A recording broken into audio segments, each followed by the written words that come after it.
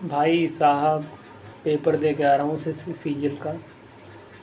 मेरा पेपर 13 तारीख को थर्ड शिफ्ट में था। पेपर कैसा रहा बताता हूँ मैं आपको। भाई साहब, सब लोग बता रहे ना एडिकुटी आया है, नया पैटर्न आ गया, ये वो, उसके चक्कर में सब पूरा चेंज हो रखा है। फेज 13 में हालांकि हुआ, मतलब काफ़ी चेंजमेंट हुआ था, बट मैं भी मतलब वही लगा रहा था फेज 13 का जो नया वाला पैटर्न है। बट एग्ज़ाम में तो कुछ और ही आ रहा है। एग्ज़ाम में ऑलमोस्ट 80 to 90% वही आ रहा है जो प्रीवियस ईयर में आता है, जो पहले आता था। खाली एक दो कुछ चीज़ें चेंज हुई, वो मैं आपको बताता हूँ क्या क्या चेंज हुआ है, और आपको आगे अगर आपका आने वाले पेपर में, आगे आने वाले शिफ्टों में आपका पेपर है, तो आपको क्या करना है क्या नहीं करना है, ठीक है। तो ज़्यादा टाइम नहीं बर्बाद करेंगे, सबका पेपर लगा हुआ है। तो मैं बता देता हूँ, मैं अभी तक 2 बार सीजीएल दे चुका हूँ। पिछली बार मेरा 2 नंबर से रह गया था, 150 नंबर थे, बट 152 कट ऑफ चला गया, तो मेरा पिछली बार हो नहीं पाया था। सोचा था इस बार फाड़ के रखेंगे, देखते हैं क्या होता है। बट क्या हुआ भाई, पैटर्न चेंज हो गया, उसी पे सब प्रैक्टिस करने लगे। एडिक्विटी जो थी ना, एसएससी को हटाना था ना, उसने हटाया। चलो कोई नहीं, जैसा भी है। तो मैं बात करता हूँ, 13 तारीख को मैं लखनऊ में सुल्तान अहमद फाउंडेशन में सेंटर था, वहाँ पे मेरा पेपर था। मेरा स्टाफ वगैरह सही था, मतलब इन्विजिलेटर वगैरह सही थे, सिस्टम वगैरह वर्क कर रहा था, कोई दिक्कत नहीं हुई थी उसकी। हालांकि कहीं कहीं पे दिक्कत काफ़ी आई है, बट मेरा सही था, सब बढ़िया चल रहा था, ठीक है। तो सिस्टम हो गया अपना। अब बात करते हैं रीजनिंग की। शुरू करते हैं रीजनिंग से, एक एक पे बात करूँगा, आपको जो जो क्वेश्चन आया वो भी बताऊँगा कैसा क्या है और क्या क्या नहीं करना, वो ध्यान दिए मैंने, ठीक है। तो मैं रीजनिंग की बात करूँ, रीजनिंग भाई साहब बच्चों वाला ना, कतई बच्चों वाला। रीजनिंग में आप जो है 23 to 24 क्वेश्चन पूरे कर ही लेंगे, अगर आप थोड़ा सा बढ़िया मतलब पढ़ रखे हैं, तो आप 25 के 25 करके ले जाएंगे, देर इज़ नो इशू। बहुत ईजी आ रहा है इंग्लिश, मतलब रीजनिंग बहुत ईजी आ रहा। और आई थिंक आप रीजनिंग को अगर थोड़ा सा स्पीड आपका बढ़िया है, तो 10 से 12 मिनट में 25 के 25 क्वेश्चन आप कर सकते हैं, इतना ईजी आ रहा है। मतलब 15 क्वेश्चन तो आप देख के हटाओ, इसका ये आंसर, इसका ये आंसर, इतना ईजी आ रहा है। कुछ हैं स्टेटमेंट वाले, कुछ आ जाते हैं 2 3 क्वेश्चन, तो उसमें थोड़ा सा थॉट लगाएंगे, थोड़ा सा टाइम देंगे, हो जाएगा, ठीक है। रीजनिंग को हटा देते हैं। अब बात करते हैं जीएस की। भाई तो जीएस मैं आपको क्या ही बताऊँ, जीएस ने खेला कर दिया बहुत तगड़ा वाला। तो आपके पास जितनी अभी नॉलेज प्रेजेंट टाइम में जीएस की है, that is enough. Now you have to do nothing in the GS. आपने जितना पढ़ रखा उतना पढ़ा बहुत बढ़िया है। आगे कतई मत पढ़ना भाई, टाइम वेस्ट ऑफ टाइम है, क्योंकि जीएस में आ ही नहीं रहा है, पता नहीं क्या ही पूछ रहे हैं। भाई मैं जीएस में करंट अफेयर पूरा घोल के पी के गया था भाई पूरा। मैंने करंट अफेयर दबा के पढ़ा था भाई पूरा, लास्ट पूरा 6 मंथ का, लेकिन साला कुछ भी नहीं, पता नहीं कहाँ से पूछ ही रहे हैं, क्या पूछ रहे हैं। हिस्ट्री का भी कुछ अता पता नहीं।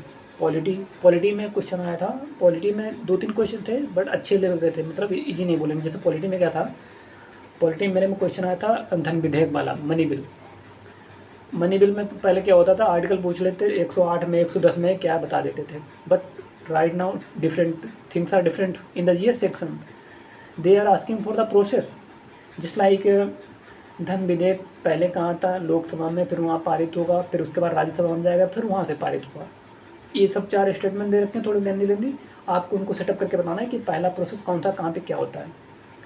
और ये हो गया। और 269 आर्टिकल आया था, मतलब आर्टिकल डायरेक्ट नहीं, 2 स्टेटमेंट थे, उसमें आपको बताना था। जैसे अखिल भारतीय संघ की स्थापना कहाँ पे कौन कर सकता है, तो लोकसभा कर सकती है या राज्यसभा कर सकती है, ठीक है। और जीएस में डांस से आ रहे हैं, फेस्टिवल से आ रहे हैं। डांस में मेरे में आया था कि डोल कुली था कहाँ का नृत्य है। भाई मैं बहुत अच्छे से पढ़ के गया था, डोल कुली था कर्नाटक का, मुझे पता था, बट मैं वहाँ पे गया भाई, कर्नाटक और तेलंगाना में कन्फ्यूजन हो गया, तेलंगाना ढूक के चला आया। यही है, कन्फ्यूजन हो जाता है, क्या करें। तो उसको आपको जो चीज़ें आपको जीएस में पहले से पढ़ रखी हैं, उन्हीं को बस, जो आपको बहुत अच्छे से पता है, बस उन्हीं पे फोकस करें, बाकी इधर उधर की चीज़ें ना पढ़ें, क्योंकि जीएस का कोई पता नहीं। आपके पास जितना नॉलेज है उसके अकॉर्डिंग आप 8 से 10 क्वेश्चन आराम से कर सकते हैं, और उतना अगर कर लेंगे भाई इनफ है भाई, ठीक है। जीएस में हो गया। अब बात करते हैं मैथ की। तो मैथ में पूरा कुछ 2 4 क्वेश्चन की बात करें, मैथ में पूरा मैं बताता हूँ डिवाइड करके। देखो मैथ में क्या है, 25 क्वेश्चन होते हैं। 25 क्वेश्चन में से प्रेजेंट टाइम में जो मैथ का सिनेरियो है, उसमें से आप you can do 8 to 10 question just in a few second. इतने ईजी क्वेश्चन आ रहे हैं, 8 से 10 क्वेश्चन आप देख के उड़ा देंगे। बहुत ईजी यार, हलवा हलवा बोलते हैं ना उसको। कहता है 10 क्वेश्चन तो हलवा आ रहा है। जैसे कि मेरे में क्वेश्चन था कि एक विक्रेता 125 रुपये एक चीज़ को बेचता है तो उसको 5% का लॉस होता है, तो सीपी बताइए। दैट्स इतना ईजी था। 10 डिवाइड करके आंसर आ जाता, ये हो गया। और अपना ट्रिग्नोमेट्री का भाई एक भी क्वेश्चन मेरे में नहीं था। अलजेब्रा का एक भी क्वेश्चन नहीं था। एडवांस मैथ का मेरे में सेक्शन बहुत कम था। अर्थमेटिक के थे, अर्थमेटिक के भी वो भी ईजी 10 क्वेश्चन बहुत ईजी थे। और 7 से 8 क्वेश्चन में आपको थोड़ी कैलकुलेशन करनी पड़ेगी, मतलब इतने लेंदी नहीं कहेंगे, थोड़ी कैलकुलेशन करनी पड़ेगी, आप उसमें हो जाएगा। बाकी बचे 7-8 उसमें थोड़ी आपको डीपली कैलकुलेशन करनी है। कैलकुलेशन का ही खेल है मैथ में। अगर आप कैलकुलेशन दे गए तो मैथ में आप 25 में से 22 से 23 क्वेश्चन आराम से करके ले जाएंगे। और कोई कॉन्सेप्ट इतना डीप नहीं आ रहा, थोड़ा सा कैलकुलेटिव आ रहा है। हालांकि मेरे में कैलकुलेटिव था तो वो था पार्टनरशिप वाला क्वेश्चन थोड़ा सा कैलकुलेटिव था। मैंने उसको 2-3 बार ट्राई किया, पता नहीं कहाँ पे मेरे मिस्टेक हो रहा था, मेरे से आ ही नहीं था। डूएबल था बट थोड़ा वहाँ पे प्रेशर हो जाता है, तो मतलब नहीं आ पाया था, मेरा आंसर नहीं आ पाया था उसमें। और मैथ में, एडवांस मैथ में थोड़ा ज्योमेट्री के 1-2 क्वेश्चन आ रहे हैं। बट हाँ 7 से 8 क्वेश्चन में आपको कैलकुलेशन अच्छे लेवल का करना पड़ेगा। बट मैं ये कहूँगा कि बहुत ज़्यादा टफ नहीं है, आप 20 से 22 क्वेश्चन आराम से कर सकते हैं अगर थोड़ा सा आप टाइम मैनेजमेंट करके ले जाएँ। जैसे कि मेरा रीजनिंग जो था 12 मिनट में हो गया था मेरा पूरा रीजनिंग, ठीक है। फिर मैं 6 से 7 मिनट में अपना जीएस कर दिया था। फिर बाद में मैं इंग्लिश पे आया था, बट इंग्लिश में मैंने एक गलती की थी, वो आप मत कीजिएगा भाई बहुत बड़ी गलती कर दी थी मैंने। मेरे पास टाइम बहुत अच्छा खासा बचा था, लगभग 40 मिनट। मैथ और इंग्लिश के लिए 40 मिनट इनफ होते हैं भाई। तो बट मैं मैथ में इंग्लिश में जैसे खोला, मैंने पहले रीजनिंग किया, फिर मैंने जीएस किया, फिर मैं चला गया इंग्लिश पे। इंग्लिश में मैंने खोला, मेरे में पहला आ गया पैसेज वाला। भाई पैसेज ऐसी अनसीन पैसेज, इतना लेंदी था, इतना तगड़ा था। कोविड-19 पे था, तो मतलब क्या होता है मोस्टली हम लोगों का आपका कि हम लोग पैसेज देखते हैं तो उसमें से सबसे पहले क्वेश्चन पढ़ते हैं, क्वेश्चन के अकॉर्डिंग पैसेज में आंसर ढूंढ के टिक करने का ट्राई करते हैं। वही मैंने किया। मैंने कहा मैंने क्वेश्चन पढ़ता हूँ, पैसेज में ढूंढा उसका आंसर मिले नहीं भाई। फिर मैं भाई मतलब डीपली उसको पढ़ा, डीपली ढूंढने के बाद भी डिफ़िकल्टी आ रही है आंसर ढूंढने में। तो आपको क्या करना है, इंग्लिश खोलना, अगर पैसेज आए उसको छोड़ देना भाई। इंग्लिश में बाकी के जो 20 क्वेश्चन होते हैं उनको कीजिएगा, पैसेज बिल्कुल लास्ट में कीजिएगा, मैथ के भी लास्ट में। बिल्कुल जब आपके पास टाइम बचे बिल्कुल लास्ट में जाइएगा। और पैसेज को हवाबाजी में तो होना है नहीं, पैसेज को आपको डीपली पढ़ना पड़ेगा। जब आप डीपली पढ़ेंगे पैसेज को, उसकी कॉम्प्रिहेंशन को, उसकी लैंग्वेज को समझेंगे, तो आप उसमें से जाके क्वेश्चन कर पाएंगे। मेरे में जो पैसेज था कोविड-19 का कहने को था यहाँ सरल होगा, बट कोविड-19 में डाटा दे रखा था, वैक्सीन का था, कहाँ से वैक्सीन इंपोर्ट हुआ, रूरल एरिया में कैसे पहुँचा, उसकी मतलब पहुँचने में टाइम क्या लगा, कैसी क्या था, एफिशिएंसी वगैरह, there are how many difficulties have to face like that. बहुत काफ़ी था। तो मेरा तो अनसीन पैसेज में आई थिंक मैंने 3 अटेम्प्ट कर पाए थे, 5 किए भी नहीं।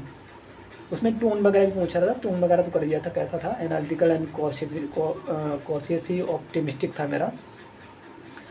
और रीजनिंग में बाकी के क्वेश्चन 20 जो आ रहे हैं, 20 में PQRS थोड़ा सा लेंदी आ रहा है, बट आप करेंगे तो हो जाएगा। इंग्लिश आपका लैंग्वेज में आपका समझने का तरीका सही है तो हो जाएगा, ठीक है। और इंग्लिश में एक्टिव पैसिव आ रहा है, एरर आ रहे हैं थोड़े से। एरर ज़्यादा डिफिकल्ट नहीं आया है, प्रीवियस ईयर पे ही आ रहे हैं। जैसे मेरे में रिटर्न बैक वाला एरर था, रिटर्न और back can not come together, so you have to modify that. और एक्टिव पैसिव हो गया अपना, डायरेक्ट इनडायरेक्ट आ रहा है, ज़्यादा हार्ड नहीं आ रहा है। और पैसेज हो गया। वोकेबलरी की बात की जाए तो वोकेब जो है हमारी बहुत ज़्यादा टफ नहीं आ रही, मीडियम आ रही है। थोड़ा सा स्पेल वर्ड हो, मिस स्पेल वर्ड वाले वो थोड़े कॉम्प्लिकेटेड आ रहे हैं, बट वोकेबलरी नॉर्मल आ रही है, ठीक है। और PQRS हो गया, एंटोनिम सिनोनिम हो गया, यही सब आ रहा। बट हाँ मैं तो आपको बताऊँ, अगर कंक्लूड करूँ पूरी चीज़ों को, आपको क्या करना है, आपको प्रेजेंट टाइम में रीजनिंग तो आपकी हो ही जाएगी, उसको पढ़ना है नहीं। जीएस भी पढ़नी नहीं है, जीएस में आपने जितना पढ़ा that's enough, now you have to do nothing, okay. और रीजनिंग की बात की जाए तो बता ही चुका हूँ, जीएस भी हो चुका है, एडवांस मैथ में सिर्फ और सिर्फ आपको कैलकुलेशन वर्क करना। आने वाले जब जो भी आपके पास दिन बचे हैं, सिर्फ और सिर्फ कैलकुलेशन वर्क करिए, आपका काम हो जाएगा। बस कैलकुलेशन अगर आपने पहुँच दी तो समझो आपके 22+ क्वेश्चन कहीं गए नहीं, बचेंगे नहीं, ठीक है। और इंग्लिश में आपके अप्रॉक्सीमेटली 20 क्वेश्चन हो जाएंगे। बाकी जो पैसेज वाला उसको थोड़ा लास्ट में कीजिएगा, हो जाएगा, ठीक है। एंड बस यही था, और तो कुछ है नहीं। जीएस में, इंग्लिश में सब कुछ हो गया। बस बढ़िया से प्रैक्टिस करिए और आशा करते हैं सब सही होगा। बाकी नए पैटर्न पे मॉक कतई मत दीजिएगा। नए पैटर्न पे अगर आप मॉक दे रहे हैं तो पाप कर रहे हैं भाई, सही बता रहा हूँ। नए पैटर्न कतई मॉक ना दीजिए, जो पुराना वाला पैटर्न है उसी पे प्रीवियस PYQ दीजिए, दबा के सेक्शन लगाइए मैथ के, बस उसी में आपका स्पीड इम्प्रूव हो जाएगा, काम हो जाएगा। जीएस पढ़ना नहीं है, रीजनिंग पढ़ना नहीं है। इंग्लिश में थोड़ा फोकस कर लेना, थोड़ा सा डीपली आ रहा, लेंदी आ रहा, बट टाइम देंगे तो वो भी आपका हो जाएगा, ठीक है। बस यही है, ज़्यादा टाइम नहीं लेंगे। बाकी best wishes for your exam. And हाँ, मेरी बात की जाए मैंने कितने अटैम्प्ट किए हैं, तो मैंने रीजनिंग में 24 अटैम्प्ट कर दिए थे, जीएस में 15 अटैम्प्ट कर दिए थे, और मैथ में 18 कर पाए थे, क्योंकि मैं अनसीन पैसेज में पड़ गया था भाई। मैं अनसीन पैसेज देखने लगा, कम से कम 7 मिनट मैंने उसमें लगा दिए, हो ही नहीं पाया, वो भी नहीं पूरा हो पाया, टाइम बर्बाद गया ना। तो मैंने रीजनिंग में 20 मैं इंग्लिश में मैंने 23 के आसपास अटैम्प्ट कर दिए थे, मैथ में 18 कर दिए थे। ओवरऑल वही मेरा 75+ या ऊपर नीचे जा रहा है, यही अटैम्प्ट करके आया था। बाकी अब देखते हैं क्या होता है आंसर की में, क्या रहता है, ठीक है। Best of wishes for your exam. Thank you for watching, have a nice time.